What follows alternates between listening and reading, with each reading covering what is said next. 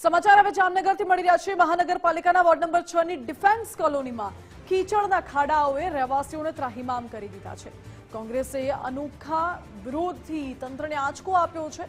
ભૂગર્ભ ગટરનું કામ પૂર્ણ થયા પછી પણ રસ્તા કાદવ કીચડમાં ડૂબેલા છે, વાહનો અટવાયેલા છે, અકસ્માતો થાય છે અને રહેવાસીઓને આવવું જવું મુશ્કેલ બન્યું છે। તે રાજ્ય કોંગ્રેસ પ્રમુખ સહિતના આગેવાનોએ આ કીચડમાં બેસીને વિરોધ નોંધાવ્યો। 40% વાળી કોંગ્રેસ વારંવાર કહે છે જનતાનો અવાજ છે। 40% વાળી આ ભારતીય જનતા પાર્ટીના શાસનમાં વોર્ડ નંબર 6 ની તમે હાલત જુઓ। છેલ્લા 1 વર્ષથી એ ભૂગર્ભ ગટરનું કામ પૂરું થઈ ગયું છે।